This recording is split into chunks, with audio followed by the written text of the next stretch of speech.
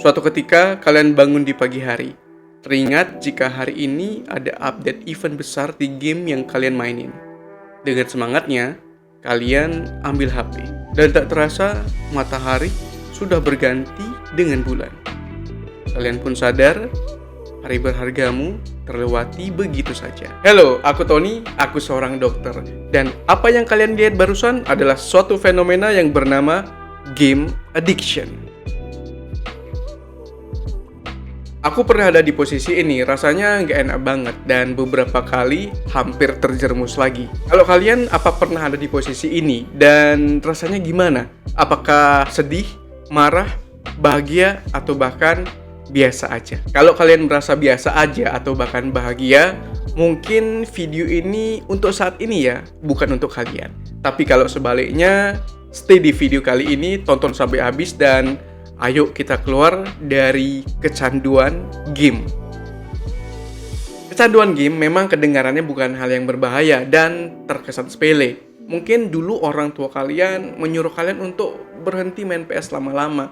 Kalian pun diusir keluar rumah untuk main di luar rumah atau bahkan belajar. Akhirnya kalian pun terbebas atau terlepas dari bermain game.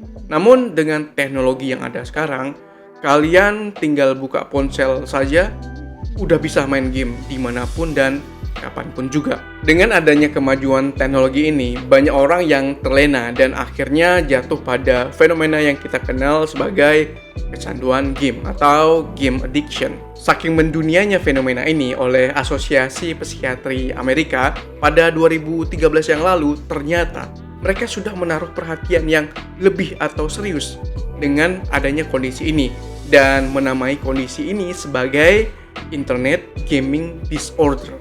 Seseorang yang berada pada kondisi kecanduan game, pada awalnya mereka menganggap diri mereka biasa aja dan menganggap itu adalah hal yang wajar. Namun sembari berjalannya waktu dan ada banyak hal yang kalian ingin kejar sebagai target dalam game itu sendiri, kalian akan mulai mengisolasi diri.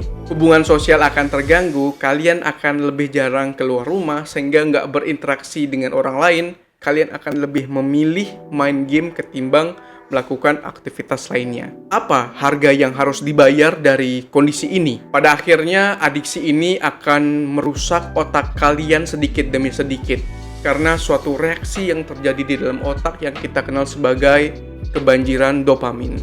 Oleh karena hal ini, kalian akan sering merasakan kecemasan dalam diri kalian. Depresi atau sedih juga bisa terjadi. Lalu sering marah dan bahkan bisa melakukan kekerasan pada orang di sekitar kalian. Oke, secara umum, apa sih ciri-ciri orang yang sudah mengalami kecanduan game? Yang pertama, menghabiskan waktu berlebihan. Kalian bakal sering main game dalam waktu berjam-jam tanpa terasa waktu sudah berlalu. Awalnya cuman bilang, mau main 1 jam aja deh. Ternyata kalian sudah main sepanjang 6-8 jam misalnya. Yang kedua, mengabaikan tanggung jawab. Kalian mulai meninggalkan tanggung jawab kalian, misalnya terkait pekerjaan.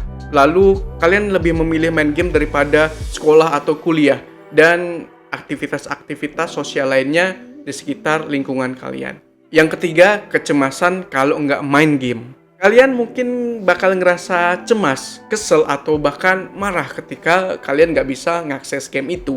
Misalnya ketika sinyal lagi error, lalu misalnya kayak ketika servernya lagi maintenance, atau bahkan sekecil proses matching yang lama. Yang keempat, mengisolasi diri. Kalian udah mulai menghindari interaksi sosial dengan orang di sekitar kalian. Kalian malah memilih untuk berinteraksi dengan teman-teman di dalam dunia game kalian.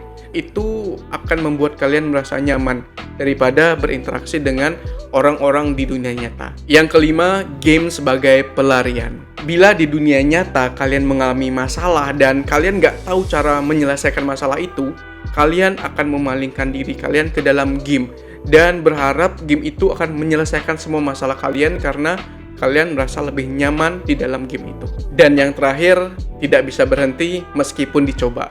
Meskipun kalian udah melakukan berbagai cara untuk berhenti main game, tapi pada akhirnya kalian kembali ke game itu dengan beribu-ribu alasan. Oke, gimana? Apa kalian punya salah satu dari keenam ciri-ciri tadi? Atau bahkan kalian punya keenam-enamnya?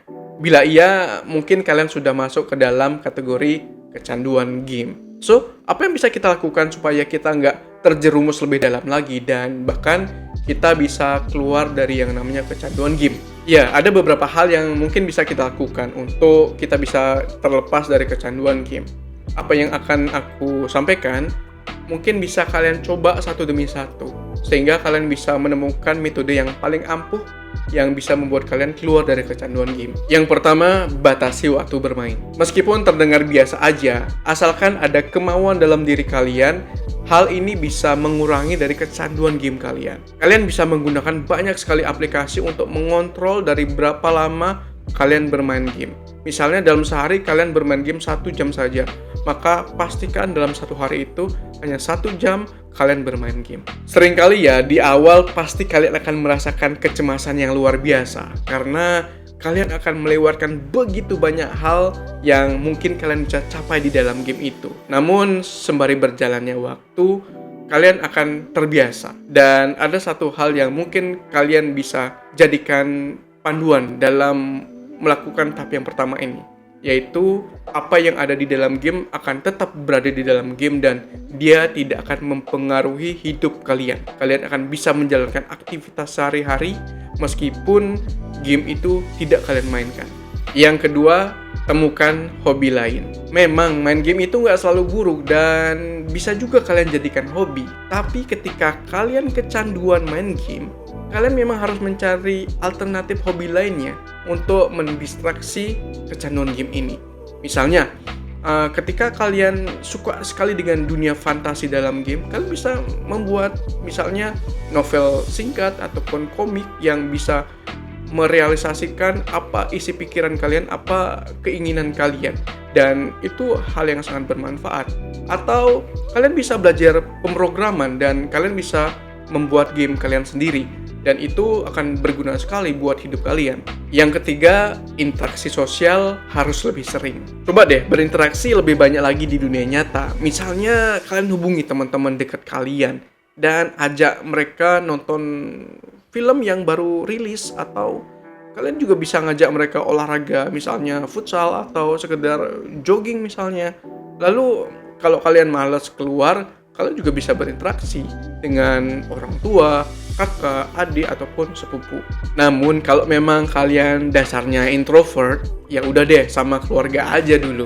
Dan satu lagi, tips kalau kalian misalnya memilih nongkrong aja bersama teman-teman, pastikan circle yang kalian ajak itu tidak menjerumuskan kalian lagi ke dalam kecanduan game. Yang terakhir, cari bantuan profesional. Memang ada beberapa kecanduan yang sulit untuk kalian lepas darinya, dan dengan berbagai macam hal yang sudah kalian coba, pada akhirnya kalian kembali ke kecanduan itu. Disinilah letak dimana kalian harus membutuhkan bantuan profesional.